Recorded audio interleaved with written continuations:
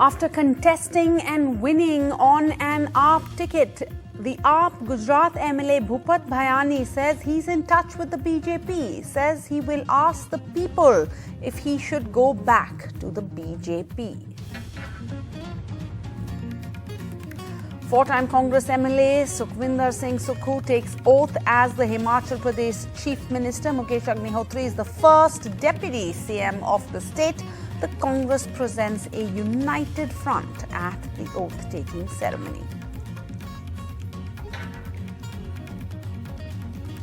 The Rajasthan Chief Minister, senior Congress leader Ashok Gehlot, indicates he wants to bury the hatchet with political rival Sachin Pilot. This after calling Pilot a traitor. Speaking exclusively to NDTV, Gehlot says time fixes everything. The CBI questions the Telangana Chief Minister KCR's daughter and the TRS leader K. Kavita in connection with the Delhi excise policy case in Hyderabad. After a 75-day standoff, the centre clears the collegium recommendation. The Chief Justice of the Bombay High Court, Justice Dipankar Datta, is elevated to the Supreme Court. The Prime Minister inaugurates Goa's new airport named after Manohar Parrikar. The airport in Mopa will have the capacity to handle 44 lakh passengers a year in the first phase.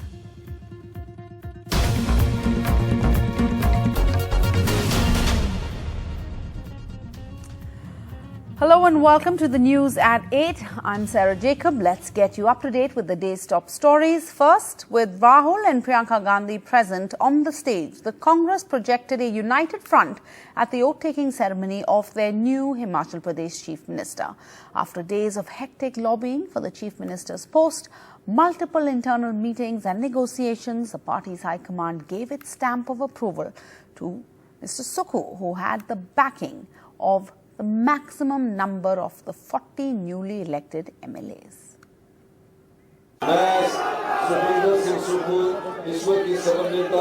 A driver's son, once a milkman, Sukhvinder Singh Sukhu, is now Chief Minister of Himachal Pradesh. Even as the central leadership of the Congress was pinned down to honour the royal legacy of his bête-noire, six-time Chief Minister late Veerbhadra Singh at his swearing in. हम लोग आज आम घरों से निकले हुए लोग हैं, अनुभव भी है, लोगों के बीच उनके दुख को भी जानते हैं और योजनाएं क्या लागू करनी है उसको भी जानते हैं. इंतजार कीजिए, थोड़ा समय देना पड़ता है. हम सत्ता के लिए नहीं आया, हम व्यवस्था के लिए आया. ये ऐसा समझना हो जहाँ राहुल जी भी आई, प्रियंका जी भी आई, सोनिया जी भी ने भी आना था, लेकिन कई बार उस कारण होते हैं. अब आके आशीर्वाद दे गए हैं. The celebrations of the Congress's electoral victory was marred by the tightrope walk the Congress High Command faced in picking a Chief Minister designate, with three strong state leaders staking claim to the top job. Veerbhadra Singh's family has played a major role in this victory. Right. It is his name, it is his photograph in all the posters, it is his work, his sympathy for the people which have been, and people emotionally were attached to him. नारेबाजी से कोई मुख्यमंत्री थोड़ी बनता है. राहुल गांधी जी हमारे नेता, उन्होंने मुझे ये कहा था कि 5 साल के बाद हमें सरकार चाहिए और हमने उसके लिए मार्ग प्रशस्त कर दिया. हमने अपना काम कर दिया है, बाकी काम जो है हाईकमान का है, हाईकमान के विवेक पे निर्भर करता है. A balancing act most evident with the Congress creating a deputy chief minister post for the first time in the state for the leader of the opposition in the outgoing Himachal Pradesh Assembly, Mukesh Agnihotri. जब लोग कहते थे कि देश में कांग्रेस किसी प्रदेश में नहीं आएगी, हमने भाजपा का रथ रोक दिया. I will not go. Of course I will go. He's being sworn in as the Chief Minister of Himachal Pradesh. It is my prime duty to be there with him. As for Veerbhadra Singh's son, Vikramaditya, sources say he's likely to get one of the top 3 ministries in Sukhu's cabinet. A smart choice and a larger national message by the Congress. The party threw its weight behind a leader who has risen from humble beginnings amid the BJP's Parivarvad bob at Pratibha Singh. Well, even though the Congress has managed to resolve the infighting here in Himachal, the challenges are aplenty before the newly formed government. Foremost among them, the implementation and revival of the old pension scheme. something that led the party to victory here in Himachal. Well, for now, Raj badal gaya hai aur riwaz कायम है. In Shimla with camera person Kanan Patra, Vedant for NDTV. Let's move on where the BJP's Bhupendra Patel will take oath as the Chief Minister of Gujarat for a second straight term in Gandhinagar on Monday in the presence of Prime Minister Modi and other leaders of his party. Meanwhile, hectic consultations are going on in the BJP for picking ministerial candidates against the backdrop of the historic mandate given to the party. They will have to walk the tightrope of a balancing caste and regional representations. This is the BJP's 7th consecutive win in the state. Bharatiya Janata Party just doesn't believe in high decibel election campaigns. They also believe in showing off their huge show of strength. And in fact, BJP is known to have grand swearing-in ceremonies in all the states they win and keeping the tradition alive. The BJP is not leaving any stone unturned to show off their grand show of strength in a massive swearing-in ceremony that the party is planning to keep in Gujarat, as the party is now all set to form government for the 7th straight term. We are right now at the helipad ground in Gandhinagar, just about a few kilometers away from the Gandhinagar BJP office of Sri Kamlam, where the preparations, the massive preparations for a grand swearing-in ceremony are underway. As you can see, thousands of chairs have already been kept. What we are learning from our sources that all the BJP-ruled state chief ministers have been invited for the grand swearing-in ceremony. Many dharma gurus have also been invited. All the central ministers will be in attendance, and of course Home Minister Amit Shah and Prime Minister Narendra Modi will also be in attendance. The time of the swearing-in ceremony has been kept for 12:39 to be precise. This is according to a muhurat that a priest has basically told the party to keep the swearing-in ceremony at. And what we can show you right now, that thousands of chairs have already been kept. The cameras have already been called in to take their positions for the swearing-in ceremony tomorrow. And what we are learning is that the folk artists have also been invited, the folk artists are from the state of Gujarat, to basically, entertain people, entertain the guests who will be present here with music and dance. So all kinds of preparations are underway. Of course, all the big faces will be here. Home Minister Amit Shah will be here. Prime Minister Narendra Modi will be here. He's one of the X factors why the BJP got such a historic mandate in the state of Gujarat. We already have reported that Bhupendra Patel will be taking oath as the Chief Minister of Gujarat for the 7th straight term of the party in the state. And along with him, 20 other cabinet ministers will also be taking oath, the names of whom have now not been announced yet, but in all likelihood will be decided by this evening. But here at the helipad ground, we can show you the visuals of a grand swearing-in ceremony which is underway right now. The people from the party, the leaders from the party are here to basically look after the preparations, and Prime Minister will be landing at about 11 a.m. tomorrow, and the swearing-in ceremony will start from 12. And now that the party has got a historic mandate for the 7th straight term in the state of Gujarat, they are not leaving any stone unturned for a massive show of strength, for a grand swearing-in ceremony, which of course the BJP is known for. With camera person Ravi Joshi in Gandhinagar, I'm Tanushree Pandey for NDTV. And staying with Gujarat, take a look at this interview. After contesting and winning on an AAP ticket, the AAP MLA Bhupat Bayani is now asking the opinion of the people as to whether he should join the BJP now. Mr. Bayani is a serial defector. He was with the BJP before these elections. He turned rebel and joined the Aam Aadmi Party. He now says he's exploring returning to the BJP, as sitting on the opposition benches will not enable him to do anything for the people who voted for him. लोकतंत्र है तो कोई कभी भी हम लोग देखते हैं कि पार्टी से भी शिप जंप करके दूसरी पार्टी में भी चले जाते हैं। सर, एक बहुत जरूरी सवाल है मेरा आपसे कि एंटी डिफेक्शन लॉ भी होता है कहीं ना कहीं, अगर एमएलए एक पार्टी से दूसरी पार्टी में जाए, क्या वो भी कहीं लगने का डर है आपको लगता है? बिल्कुल डर नहीं है, क्योंकि एमएलए के तौर पे अभी मुझे काम करना ही बाकी है। अच्छा, अभी तो मैं चुनकर ही आया हूँ, शपथ नहीं हुई है? शपथ बाकी है अभी। अच्छा, मेरे को अभी पदभार भी ग्रहण करने की अभी देर है, अभी मैं कुछ किया नहीं हूँ, अभी तो मैं चुनकर ही आया हूँ। तो अगर कुछ करने से पहले, शपथ लेने से पहले अगर आप दूसरी पार्टी ज्वाइन कर लेते तो एंटी डिफेक्शन नहीं लगता है? अगर लगता भी है हाँ। तो मैं अपने किसानों के लिए कुछ पाने के लिए कुछ खोना तो पड़ेगा।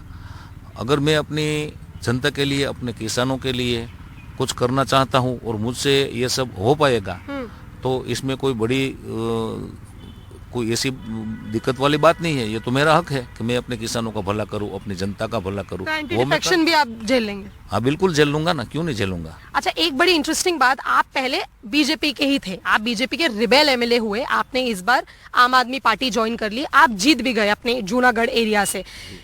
अब आप आरएसएस के भी बहुत बड़े एक एडमायरर रहे हैं, तो आप कह रहे हैं कि मेरा उनसे पार्टी से वैसे भी अच्छा बनता है, तो चांसेस और भी ज्यादा अच्छे हो जा रहे हैं आपके तो बीजेपी जाने के? ये तो वक्त ही बताएगा। हाँ। और वक्त क्या करवट लेता है ये तो मैं अभी तो कुछ नहीं कह सकता आपको। हाँ। लेकिन मैं अपने लिए कुछ नहीं सोचता हूँ। मैं अच्छा। अपनी जनता के लिए सोचता हूँ, अपने किसानों के लिए सोचता हूँ। मैं अपने लिए तो कभी जीते कुछ तो आप आम आदमी पार्टी के टिकट पे है सर, उनकी आइडियोलॉजी समझ के जीते हैं, और अब आप बीजेपी चले जाएंगे तो जनता बुरा नहीं मानेगी? जनता बुरा नहीं मानेगी, क्योंकि जनता ने तो बहुत प्रचंड जनादेश भाजपा को दिया है, तो मेरी जनता तो बुरा नहीं मानेगी। नहीं हो सकता, बट आपके एरिया के लोग आम आदमी पार्टी को चाहते हो, तभी तो उन्होंने आम आदमी पार्टी के कैंडिडेट को दिया है ना, बीजेपी कैंडिडेट को तो हराया है। आप पूरे गुजरात की बात कीजिए ना। नहीं, मैं आपके सिर्फ पर्टिकुलर एरिया की बात करते हैं। मेरे एरिया की ही मैं बात कर रहा हूँ। हाँ। लेकिन मैं भी गुजराती हूँ ना। पर तो आपको तो आम आदमी पार्टी के टिकट पे जिताया ना सर? आम आदमी पार्टी की टिकट पे मुझे जिताया है। हाँ। ये सही बात है, ये मैं भी मानता हूँ, लेकिन मेरे भी कुछ कामगिरी रही होगी तभी मैं जीत कर आया होगा ना।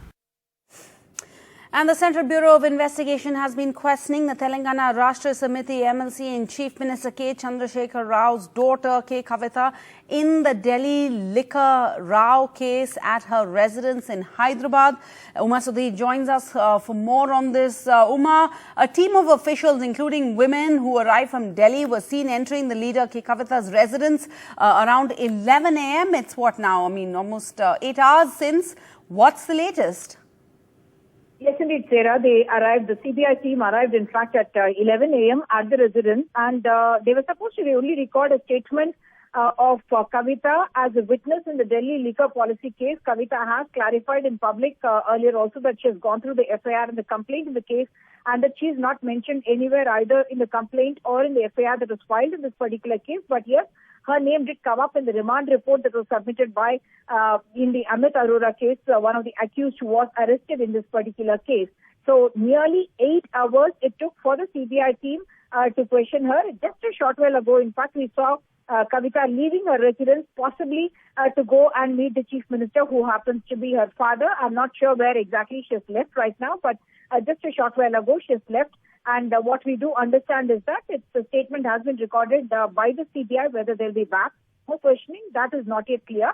What, however, Kavita had done was, soon after the notice was given initially for her to appear before the CBI, there was a massive show of support in front of her home. Today, she had said that no supporters were to show up, but just a short while ago, a big gathering once again outside her home, even as she was leaving her home, presumably to the CM's residence. And once again, a show of support in public. And she has been attributing this to the use of central agencies, what she has been saying as the misuse of central agencies or by the central government. But she has said she will be cooperating with the agency, and that's what she seems to have done. Back to you. Uma Sudhi reporting from Hyderabad. Thank you for those details. Meanwhile, Prime Minister Modi inaugurated the first phase of the international airport at Mopa in North Goa today, and the airport has now been named after the late Goa Chief Minister Manohar Parrikar, who died in March 2019. Let's go across to my colleague Shrija for more on this. Shrija, anyone who's traveled to Goa, we've had to deal with not being able to book an early morning flight. Of course, being reminded that you cannot take any pictures at the airport when you land. All of this, of course, is the fact that Goa, despite being a tourist state, had that one defense airport where we all had to land in and out of. Now, finally, that is changing. What's happening?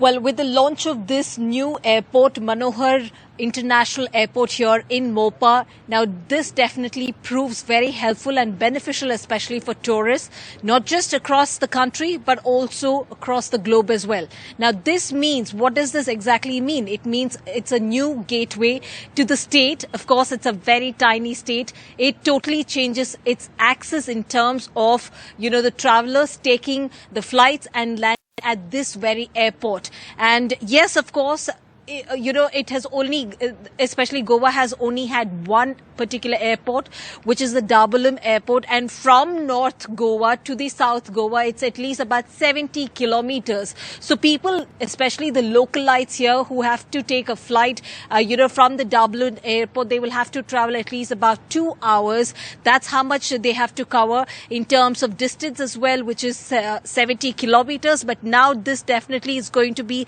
an added advantage, especially for the local. Now, that apart, we must also understand, of course, just like how you pointed out, there are no flights actually which operates during the morning hours, because the Dabolim airport is also considered as the naval enclave, and it is shut especially during the, naval operations, which means no passenger aircrafts or private carriers can land during that point in time. But more importantly, there was always a question, if Mopa airport opens up, will they shut down the Dabolim airport? Well, the clarification has been issued. Both the airports will function simultaneously, but however, we understand the Mopa airport will be taking the maximum air traffic. All right, so two airports, they both will continue. Thanks so much for that. And weeks after his all-out takedown of rival Congress leader Sachin Pilot, calling him a gaddar or a traitor, the Rajasthan Chief Minister Ashok Gehlot seems to be scaling down his invectives, telling NDTV in an exclusive interview that time fixes everything. Rajasthan में भारत जोड़ो यात्रा चल रही है, तो अब दिल भी जुड़ रहे हैं। हमने देखा आपके सचिन जी की प्रेस कॉन्फ्रेंस साथ हुई, वेणुगोपाल साहब आए, चीजें बेहतर हो रही हैं। हमें याद है एनडीटीवी पे ही आपकी वो बातचीत थी हमारे सहयोगी के साथ। आप कुछ चीजें बेहतर हुई, आप लोग साथ चल भी रहे हैं, राजस्थान की जनता देख रही है। तो राजस्थान की जनता क्या समझे आप? देखिए, ये राजनीति में कई बार घटनाएं दुर्घटनाएं होती है, समय के साथ में सब ठीक हो जाता है। पहला एम हर कांग्रेसमैन का जो ईमानदारी रखता है, उसका ये होना चाहिए कि मैं अब देश के सामने चुनौतियां बड़ी बड़ी मानते हैं हम लोग, और देश मान रहा है। आज पत्रकार साहित्यकार लेखक जेलों में जा रहे हैं, देशद्रोही है, राजद्रोही है, क्या क्या नहीं हो रहा देश के अंदर, और चुनौतियाँ बड़ी है डेमोक्रेसी के लिए भी। तो हम लोगों की ड्यूटी है कि हमारी पार्टी की बहुत सेक्रीफाइसेस है, त्याग बलिदान कुर्बानी है देश की, आज़ादी के वक्त की संघर्ष की, आज़ादी के लिए। आज़ादी के बाद में इंदिरा गांधी जी की हत्या हो गई, पर देश को एक रखा, अखंड रखा। राजीव गांधी जी की हत्या हो गई, सरदार बहनसी जी की हत्या हो गई, पर देश एक व अखंड रहा है। और 70-75 साल के अंदर देश में लोकतंत्र जड़ें मजबूत रही है आज तक।